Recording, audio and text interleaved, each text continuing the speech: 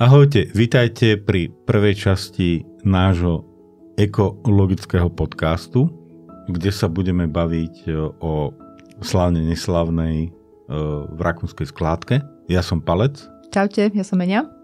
Čiže budem sa o tom baviť s Eňou, ktorá o rakúskej skládke vie skoro všetko. Niečo. Hej, neviem, či skoro všetko, ale myslím si, že je to naozaj veľmi, veľmi dôležitá téma. A prečo je to dôležitá téma?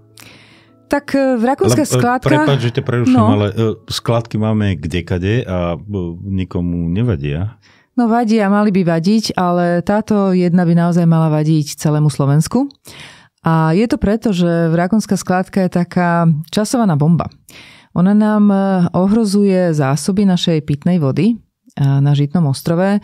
Trošičku vysvetlím o Žitnom ostrove, ale iba na chvíľku. Žitný ostrov je vlastne najväčšia zásobáreň pitnej vody v strednej Európe, určite najväčšia u nás a v podstate má potenciál zásobiť pitnou vodou celé Slovensko. Všetkých obyvateľov na Slovensku. Čiže by sme museli vybudovať, ako kedysi v Ríme sa robili akvadukty, tak my by sme museli vybudovať vodovody až do Prešova zo Žitného ostrova? Nemuseli, môžeme. Keď náhodou na východnom Slovensku nebudú mať čo piť, pretože napríklad im vyschnú pramene alebo zásoby ich pitnej vody aj v strednom Slovensku, tak sa môžu budovať a aj je to v pláne diaľkovody zo Žitného ostrova až na východné Slovensko. A čím táto rakúska skladka vlastne ohrozuje túto zásobáreň pitnej vody? Lebo ako piť každý pije. Niekto pije čistú vodu, niekto pije bublinkovú vodu, niekto pije pivo. Hej. Ale piť treba. Hej. Áno, a v zásade by bolo najlepšie, keby sme mohli piť vodu z vodovodu. Ale to môžeme pomerne takmer všetci obyvateľia Slovenska dnes, ale nemusí tomu tak byť v budúcnosti. Ide o to, že rakúska skládka je v podstate zahrabané územie niekedy okolo 30 metrov na šírku, asi kilometr na dĺžku jamy, to je bývalý mlynský kanál Malého Dunaja, ktorý sa v 70. rokoch, myslím, že to bolo od roku 66 až do 79. vyplnil toxickým nebezpečným odpadom z závodov Juraja Dimitrova. A to bola bývalá chemická... bývalý Istrochem. V podstate veškeré vedľajšie produkty chemickej výroby sa ukladali do sudov a tieto sa vozili do tohto ramena, ktoré sa zaplnilo rôznym odpadom chemickým. Do sudov, čiže v tých 70., 60., 70. rokoch tie sudy boli asi plechové. Áno. A plech koroduje, hej? Áno, presne, a to sa aj stalo.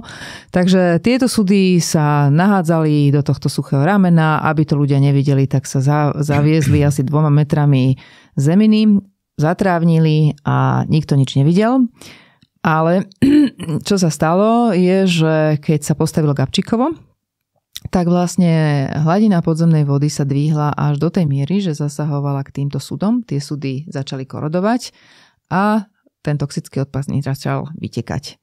No a nebolo by to ešte nič, ale samozrejme rakúska skládka, čo sa týka územia, je presne na začiatku Žitného ostrova, čiže vytekajú priamo do našej zásobárne pitnej vody.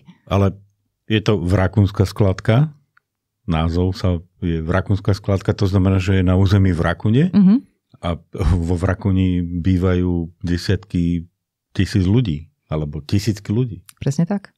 Presne tak. Bývajú tam tisíce ľudí, ktoré majú dokonca záhradky veľmi blízko tejto skládky. Tá skládka sa nachádza nedaleko letiska bratislavského. A títo ľudia dokonca mnohí používali vodu zo svojich vlastných studní na zalievanie týchto záhradiek, na konzumáciu. A až neskôr, niekedy okolo roku 2000, sa prišlo na to, že táto rakúska skládka vlastne vyteká. Prišlo sa na to tak, že sa tam budovala nejaká benzínová pumpa a zistili, že vlastne v tom podloží tej benzínovej... Čiže úplne náhodou? Úplne náhodou. Vôbec sa na to neprišlo. Áno, náhodou sa na to prišlo a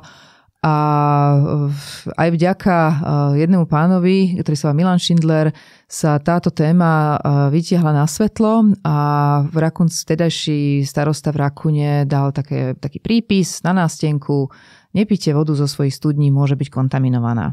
No, to je fantastická správa. No, tak niektorí sa k tej informácii dostali, niektorí nie. Niektorí ju v podstate ignorovali, lebo si povedali, však 20 rokov som tú vodu pil, nič sa mi nestalo. Je tam samozrejme v tejto oblasti zvýšená miera rôznych chorôb, ktoré sa ale len veľmi ťažko ako kauzalita spája práve s touto vodou. Nikto tam žiadny takýto výskum neurobil, iba lekári teda vedia, že to tam je. Tento zvýšený výskyt chorôb. Ale čo je dôležité je, že tá voda nedoplávala, táto kontaminácia ešte nedoplávala k veľkozdrojom pitnej vody. Čiže Bratislavská vodárenská spoločnosť o tomto probléme vie, pozorne sleduje kvalitu svojej vody a dúfa, že čoskoro sa Rakúnska skládka odstráni, ešte skôr ako tá kontaminácia tie vodné zdroje naozaj znižujú. Spýtam sa, Bratislavská vodárenská spoločnosť vie o tom odkedy? No minimálne od toho roku, od toho roku 2000, keď sa tam dokonca robil aj environmentálny prieskum. Čiže aj Ministerstvo životného prostredia, aj BVSK vedia o tomto probléme od roku 2000. Monitoruje Bratislavská vodárenská spoločnosť svoje zdroje, myslíš? Kontamináciu? Alebo ako postupuje tá kontaminácia? Pretože, alebo skús nám prosím ťa niečo povedať. Ja viem, trošku som si o tom prečítal, že je tzv. Kontaminačný mrak. Hej? Ale skús nám o tomto niečo povedať. No, tá Rakúnska skládka, ako som povedala, žiaľ je na začiatku Žitného ostrova a tá kontaminácia ide v smere prúdenia podzemnej vody. Podzemná voda prúdi v smere od tej Rakúnskej skládky ku vodným zdrojom, ktoré sú v Šamoríne, v Hamuliakove, v Jelke. Čiže k zdrojom, áno, ktoré sa čerpajú, teda Bratislavská vodárenská spoločnosť odtiaľ čerpá pitnú vodu, ktorú ešte nejakým spôsobom síce upravuje, ale v zásade nemusí až tak veľmi neupravovať. Nemusí vôbec upravovať. Trošku pridá chlóru, aby mohla sa dopravovať aj do oblastí, ktoré sú ďalej od tých vodných zdrojov, ale vlastne to je aj... Preruším ťa, čiže tento kontaminačný mrak sa blíži k týmto zdrojom. To znamená, že potom, ak tam doputuje, tak bude musieť Bratislavská vodárenská spoločnosť tú vodu upravovať oveľa viac. Áno, no v podstate ju znehodnotí. Hej, pretože jedna vec je upravovať vodu od jednej chemikálie alebo od nejakých organických látok, ale podľa mňa by bolo takmer nemožné ju upravovať od všetkých tých toxických chemických látok, ktoré sa nachádzajú vo Rakúnskej skládke. Je ich tam viac ako 400 rôznych chemikálií. Koľko? Viac ako 400. 440 napočítali v tej poslednej správe. Dobre, myslím, že nemáme čas na to, aby si nám ich vymenovala všetky, tak skús iba tie najdesivejšie. Tak sú tam karcinogény, je tam benzén, je tam toluen, je tam trichloroetren. Je veľmi málo dokázaných ľudských karcinogénov, tie sú ale tam. Zároveň sú tam ťažké kovy, ktoré sa len veľmi, veľmi ťažko z vody odstraňujú, keď ich už tam raz nájdú. Arzén, olovo. Sú tam pesticídy, sú tam rôzne, dokonca bojové látky, ktoré v tom čase... Bojové látky? Áno, fosgén a rôzne iné iperit, ktoré vyrábal... Iperit? Áno, ktoré vtedy vyrábali chemické závody Juraja Dimitrova. Čiže... K tomuto mi napadá, lebo bol iperit a fosgén, tak mi k tomu napadá taký vtip, že si otravný ako fosgén. No, tak táto voda by naozaj nemala byť otravná ako fosgén. My chceme naďalej piť čistú vodu. A ak by sa čokoľvek z týchto látok dostalo do podzemnej vody, bolo by to len veľmi, veľmi ťažké a veľmi nákladné tú vodu od týchto látok vyčistiť. Preto tomu hovoríme časovaná bomba. Dobre, a ten mrak sa teraz nachádza kde? Ten mrak sa nachádza zhruba 10 kilometrov za skládkou, až 12. A šíri sa zhruba 1 kilometr za rok. Podľa toho, v akom rýchlom prúde. To je veľa rýchlejšie, ako ja viem utekať. Tak dúfam, že utekáš trochu rýchlejšie za rok. Ale ja neutekám. Naozaj takto rýchlo sa šíri tá... Tak a dobehneš MHD? Nie. Nie? No dobre. Tak táto voda nás dúfam tiež, táto kontaminácia nedobehne, lebo 1 kilometr za rok znamená, že pri určitom riedení by mohla naozaj za nejakých 10 rokov takáto kontaminovaná voda doplávať, alebo tento mrak by mohol doplávať až k tým zdrojom podzemnej vody, zdrojom pitnej vody, o ktorých hovoríme. Je tam určité šťastie, že tej vody v tom Žitnom ostrove je tak veľa. Každý Slovák tam mimochodom má, že 4 plavecké bazény. No, na túto štatistiku som sa tešil, koľko bazénov olympijských tam každý Slovák má.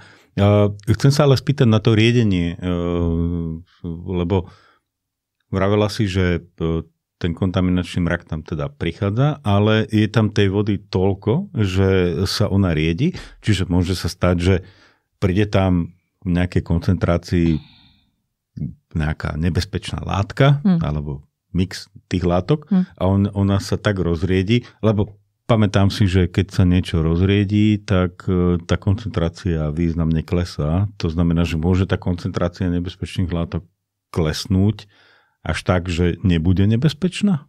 No dobre si spomenul na svoje chemické základy. Tak môže sa to stať, ale je to iba otázka času. Lebo naozaj tie koncentrácie látok sú tak vysoké, sú všetky nad normou už v tých prvých kilometroch za skládkou. To znamená, a pitná voda má limity veľmi, veľmi nízke. Hej, tam je určitá ešte... Lebo tam nemajú katalizátory, pitná voda nemá nejaké katalizátory a podobne. To som si zase spomenul z chemických. Vyťahuješ späty. Nie, pitná voda nemá katalizátory, ani my nemáme katalizátory. To znamená, že musíme piť čistú pitnú vodu. A napríklad taký benzén má limity rádovo v mikrogramoch, hej, v pitnej vode, ani nie miligramy. Čiže ak tam raz dopláva, tak je zle. To znamená, že my musíme veľmi pozorne sledovať, to sa povie po hydrogeologicky, že monitorovať, ako sa vlastne tento kontaminačný mrak pohybuje, kedy vie doplávať nielen k podzemným zásobám pitnej vody pre celé Slovensko, ale kedy vie doplávať alebo dopláva aj k iným studniam, ktoré možno vlastnia ľudia na Žitnom ostrove, ktorí tam žijú. Pretože my vieme, že na Žitnom ostrove sú obce, ktoré nie sú úplne 100% pripojené na vodovod. Sú tam ľudia, ktorí si tam postavili domy a vlastne pijú vodu z vlastných studní. Naviazal by som na ten monitoring. Robí sa ten monitoring momentálne. Typujem, Bratislavská vodárenská spoločnosť, ktorá by na to mala záležať, robí ten monitoring pravidelne, dostatočnom rozsahu? Ten monitoring robí Ministerstvo životného prostredia cez GUDŽ a VUVH. To sú také dve organizácie. To je Výskumný ústav vodného hospodárstva a Geologický ústav Dionýza Štúra. Teraz si ma riadne preveril. A tieto dve inštitúcie robia vlastne monitoring a píšu také záverečné ročné správy o tom monitoringu. Dobre, a zahrňa ten ich monitoring aj ten benzén trebárs? Zahrňa všetkých 440 tých zlých to týchto? Nie, tých nezahrňa. To je práve jedna z tých vecí, že jednak tieto podrobné analýzy nerobia. Oni sú aj trošku drahé, ale už by sa dneska mohli robiť. Ale ďalším problémom je to, že tá sieť tých monitorovacích vrtov, ktoré celkovo robia ten obraz, že aká veľká je tá rozsah toho kontaminačného mraku z tej skládky, tá sieť je pomerne riedka. A toto sa nám nepáči, čiže my by sme aj ako občianske združenie v spolupráci s rôznymi odborníkmi, ktorí tu na Slovensku máme, radi urobili taký model, kde by sme vymodelovali na základe rôznych údajov a dát, akou rýchlosťou kam sa rôzne kontaminanty šíria, pretože ono to nie je len o tom, že ako rýchlo sa šíri nejaký mrak. ten mrak nepostupuje pekne spolu. Rôzne kontaminanty sú rôzne mobilné, podľa toho, ako sa naväzujú na čiastočky organickej hmoty v pôde. A niektoré sú extrémne mobilné, niektoré zase extrémne idú do hĺbky a niektoré len veľmi pomaly. A toto by nám mal povedať model, ktorý by sme chceli vyrobiť. A dôvodom toho modelu to, že si tušíš, že na čo by sme ho chceli urobiť. Palec teraz dal také veľké oči. Je to kvôli trebárs aj tým ľuďom, čo si spomínala, že majú domy na Žitnom ostrove. A svoje vlastné studne. A vlastné studne. A aby vedeli, že či teda tá voda z tej studne je dobrá alebo nie? Áno, presne preto toto je. Nám veľmi záleží na tom, aby ľudia, ktorí žijú na Žitnom ostrove, pijú vodu z vlastných studní, mohli predikovať, mohli dopredu vedieť, že OK, tak ten mrak z tej Vrakune, ktorá je doposiaľ nevyriešená, hej, stále tam tá skládka je, stále tečie, ten mrak z Vrakune sa pohol za posledné 2 roky o x kilometrov, ide alebo nejde ku mojej studne, mám alebo nemám očakávať nejaký problém. A hlavne by sme chceli, aby toto vedeli starostovia všetkých týchto obcí, a aby mohli túto informáciu svojim obyvateľom vlastne dať. Tomuto ti viem povedať skutočne ako vážne. Je to reálny príbeh môjho kamaráta, alebo známeho, ktorý išiel bývať, alebo kúpil si pozemok mimo Bratislavy, na Žitnom ostrove, postavil si dom a bolo slúbené, že tam budú mať vodovod, hej, ale ten vodovod tam zatiaľ stále nie je. A on stále musí vláčiť minerálky, vody v plastových fľašiach, pretože naozaj voda, ktorá je v studni, ktorú má na svojom pozemku, tak tá voda nie je dobrá. Nie je vhodná na používanie a vláči proste litre a litre vody z Bratislavy, z nejakého obchodného centra do tej dedinky na Žitnom ostrove, kde býva. A tu mi teraz vlastne napadá, že ak toto robí on, tak to robí ďalších 10, 20, 30 tisíc ľudí a nehovoria o tom, že mikroplasty, plastové fľaše, ktoré sa síce teraz zálohujú, ale vieme, že najlepší odpad je žiadny odpad. Hej. To je jeden príklad. Tento človek už zjavne bude musieť počkať na to, kedy sa jeho obec pripojí na vodárenskú spoločnosť, na vodovod. Ale sú ďalší ľudia, ktorí stále konzumujú vodu zo svojich studní. Zatiaľ je čistá. Nie je tam žiadna výhliadka pripojenia na vodovod, alebo nie je skorá. A oni potrebujú vedieť, ako dlho a či večne budú môcť tú vodu zo svojej studne používať. Čiže model pohybu toho kontaminačného mraku by im vedel povedať, že čo ako. By im a minimálne im starostom vedel o tomto veľa povedať. No dobre, ale ak by vedeli, že nehovorím, že fajn, ale dobre, vieme, že o 3 roky to zasiahne moju studňu. Tak sa obec musí začať šporiť na prípojku na vodovod. Ale tú studňu to zasiahne a to nie je riešenie. Presne, tak ale obec vie sa zariadiť a vie, že bude musieť vo nejakej výhľadnej dobe niekoľko rokov, možno 1, 2, 3, pripojiť všetkých obyvateľov na vodovod. No a ďalšia vec je, že... Prepáč, preruším ťa, nebude riešenie to, že tú skládku jednoducho zabránime, aby z tej skládky ten mrak postupoval ďalej? No a preto práve sme tu, že my samozrejme ako občianske združenie, aj mnohí ľudia, ktorí nás poznajú, sme na to malí páni, ale chceli by sme, aby čo najviac ľudí sa o túto skládku na Žitnom ostrove, ale aj na celom Slovensku zaujímalo, pretože riešenia sú, len ich treba urýchliť. Ten roky, kedy sa zavrela tá skládka, bolo nejakých 1979, 80 a odvtedy tu bolo veľa ministrov životného prostredia. Mnohí niečo aj začali. Mnohí aj mali dobré úmysly, ale to volebné obdobie každého ministra je 4 roky. My sme teraz tuším v druhom, alebo už takmer v polovici tohto volebného obdobia a ešte stále sa s touto skládkou nezačalo hýbať, nezačalo sa nič zase riešiť. Dobre, a vieš veľmi v krátkosti a tak pre mňa laika povedať, aké tie riešenia sú, lebo typujem, že nie je len jedno riešenie. No, ja si myslím, že... Takto, začni tým najlepším. Najlepším riešením je asi kombinácia 2 riešení. Hej. Prvé je tzv. Enkapsulácia, čo znamená, že vlastne by sa zamedzilo instantne alebo hneď po dokončení takéhoto riešenia by sa zamedzilo minimálne tomu, aby tie toxické látky unikali zo skládky do podzemnej vody. Vybudovala by sa akási taká stena alebo norná stena z bentonitu alebo betónu okolo celej skládky. To by bola veľká stena. To by bola veľká stena. Kilometr na dĺžku z každej strany a 30 metrov na šírku minimálne. No dobre, ale tá stena je z boku a zo spodu. dobrá otázka.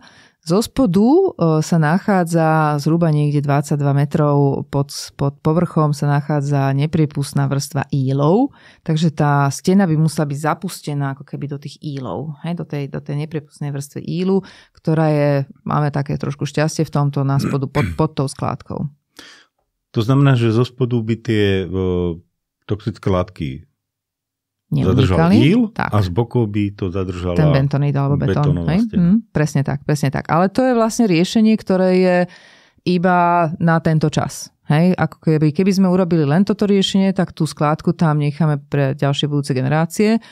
To je jeden problém. A ďalší problém je to, že nevieme, že či by tá norná stena ako dlho by držala, pretože tie prúdenie tej vody je obrovské, sme pomerne blízko Dunaju, tá voda by skôr či neskôr tie steny by tam našla nejakú puklinu a začal by to púkať a v tej pukline by to just najviac tieklo. Čiže to je len prvé riešenie, podľa nás by bolo najlepšie, aby sa zastavilo tej kontaminácii ďalšej. Čiže to by bolo také dočasné. Také dočasné a že... No a trvalé riešenie, ale v súvislosti s touto stenou by bolo to, že by sa vlastne postupne tá skládka začala dekontaminovať. To by znamenalo, že ten odpad by sa mal vyberať z tej skládky a roztriediť na odpad, ktorý sa dá in situ, čiže na mieste nejakým spôsobom dekontaminovať. A odpad, ktorý by nie je nebezpečný, ten by sa teoreticky mohol dať aj naspäť. A tretí, najnebezpečnejší odpad by sa musel termicky upraviť alebo akým spôsobom detoxikovať. Znamenalo by to, že sa vlastne spáli. Hej? Že musel by ísť veľká časť odpadu do spalovne, kde by sa termicky upravilo na menej nebezpečný odpad. Pneumatika je určite menej nebezpečná ako to, čo sa tam nachádza. A keď spálim tú pneumatiku, tak to je strašný bordel. A spálením tohto by vzniklo čo? No, tak nepredstavuj si spálenie, že by sme tam založili nejakú vatru a že by sa tam tie odpady spalovali. Hej? Nie. Tie odpady by museli ísť do regulárnej spalovne nebezpečného odpadu. Taká najbližšie je vo Viedni, čo je dosť ďaleko, čiže je tam ten problém cezhraničnej prepravy odpadu. To je možno jeden z tých problémov, prečo sa tá skladka ešte nezačala poriadne dekontaminovať, pretože toto je veľký problém. Alebo teda postavenie nejakej skládky na Slovensku, ktorá by ale samozrejme vyvolala veľkú vlnu nevôle obyvateľov, ktorí by boli v spalovni, ktorí by boli blízko tejto spalovne. Čiže regulérne povolená spalovňa nebezpečného odpadu, čo znamená aj to, že sú na ne namontované rôzne filtre, ktoré sú veľmi, veľmi drahé, pretože presne pri spalovaní takéhoto koktejlu vznikajú aj rôzne nebezpečné emisie, ktoré by bolo treba odfiltrovať. No to ja by som nechcel, aby okolo vraku nie a bývam teda nie príliš ďaleko. Sme mali namiesto 40 v lete 45 stupňov. Hej? No, tak je to aj o tých teplotách, ale najmä je to o tých nebezpečných emisiách, ktorým treba zabrániť. No, ale toto riešenie... Myslím, tie emisie by spôsobili tú zvýšenú teplotu. Niečo som čítal, dokonca ty si to niekde spomínala, že je mobilná spalovňa, alebo mobilný prostriedok na dekontamináciu tohto sajrajtu? Áno, existovala, alebo existuje možnosť aj mobilnej spalovne. Využili to Češi, myslím, že v Neratoviciach, keď robili odstraňovanie PCB látok z pôdy, ktoré im takmer kontaminovali, alebo už zakontaminovali vtedy na tom mieste podzemné vody. Je otázne, že či by takáto mobilná spalovňa bola vhodná pre takýto mix chemických látok, ktoré tam sú. Ja si myslím, že by sme mali hovoriť o regulérnej spalovni toxického nebezpečného odpadu, ktorá má všetky možné dôležité zariadenia na emisie. Na Slovensku by sa celkom slušne uživila. Nie len kvôli vrakunskej skladke, ale aj kvôli... Uživila, ale je tu táto spalovňa vo Viedni. Ja si myslím, že na túto skladku treba naozaj použiť eurofondy, ktoré už v minulosti boli na to alokované, neboli využité. A treba tú časť tej skladky, ktorá je naozaj nebezpečná, alebo je nutné ju spáliť, previesť tam, kde na to majú to zariadenie. Dobre, nie treba narýchlo vymýšľať nejakú novú spalovňu. Keby som to zhrnul, čiže ty by si najskôr spravila enkapsuláciu s tým, že... Rýchle riešenie. Rýchle riešenie. A v horizonte povedzme 10 rokov postupne vykopávať ten odpad. Vybagrovanie a dekontaminácia celého toho. Čo je ale zase problém, lebo to už ideme naprieč viacerým obdobiam jedného ministerstva alebo ministra a na toto treba obrovskú politickú vôľu a preto tu sedíme, že chceme našich poslucháčov možno aj požiadať a poprosiť, aby vyjadrili svoju vôľu, či im na tomto probléme záleží, alebo či je to len niečo, čo nevidia, pod zemou sa táto kontaminácia šíri a možno raz im skontaminuje podzemnú vodu, ale to už určite si myslíme, že niekto bude riešiť. Ale nikto to za nás nevyrieši. S týmto som sa stretol viackrát, lebo keď som niekomu spomenul, že voda z vodovodu že je ohrozená, tak oni, že ale čo prosím ťa, však pustím si kohutík a napijem sa a voda je v pohode. A takisto ľudia na Žitnom ostrove, ktorí tam bývajú a s nejedným sme sa bavili, tak mladí ľudia sa tam prisťahovali v nádeji, že budú tam mať pekné, dobré, kvalitné bývanie a zistia, že voda v studni, že nie je vhodná ani na polievanie paradajok alebo čili papričiek. No už takto to tu je a preto je dôležité sa o svoju vodu zaujímať. A možno ešte raz to len zopakujem, že tí ľudia, ktorí pijú vodu z vlastnej studne, by si ju mali minimálne raz ročne ovzorkovať a nie len na tie základné parametre, ale naozaj na celú šírku parametrov. My na našej stránke OZ za našu vodu máme túto možnosť, že ak je tá jedna vzorka pre ľudí veľmi drahá, môžu sa spojiť so svojimi susedmi, môžu sa viacerí ľudí z obce spojiť, keď majú studňu v takej istej hĺbke, predpoklad, že bude mať takú istú kvalitu, môže sa spojiť a môžu sa na to aj na našej stránke vyzbierať a my im to nejako sprocesujeme. Čo ľudia, ktorí používajú vodu, pitnú vodu z vodovodu? No ak sú ľudia pripojení, a teraz nehovoríme len o Žitnom ostrove, ale vo všeobecnosti, ak sú ľudia pripojení na vodu z vodárenskej spoločnosti, tak samozrejme tá preberá tú zodpovednosť za kvalitu ich vody. Takže dobre, ale aspoň jedna dobrá správa. Jedna dobrá správa je, že naozaj naše vodárenské spoločnosti sú v tomto zodpovedné. Jednak im to ukladá vyhláška, ale viem, že napríklad BVSK robí kvalitu vody vzorkovania aj nad rámec. Čiže v tomto smere ľudia môžu byť kľudní. Tam problém nie je iba tí ľudia, ktorí naozaj majú vlastné studne. Keď to zhrnieme, aké teda máme riešenia tohto problému? Ja to vidím v dvoch rovinách. Jednak je tá technická rovina, to znamená, že pomerne rýchle riešenie na zastavenie unikania kontaminácie z tejto skládky, buď to enkapsuláciou, postupné vykopanie toho odpadu, aby sme nenechávali nič ani ďalším generáciám, ani aby sme sa nespoliehali na tú stenu príliš dlho. A zároveň vytvorenie akéhosi podrobného modelu šírenia tejto kontaminácie, aby ľudia, ktorí sú odkázaní na vodu zo Žitného ostrova, dostatočne dopredu vedeli, že tá kvalita vody sa im môže zhoršiť. Ja ti ďakujem za tieto slová, ktoré si povedala, ktoré nie sú ani pesimistické, ani optimistické. No ja dúfam, že to hlavne boli užitočné informácie pre našich sledovateľov. Ďakujem.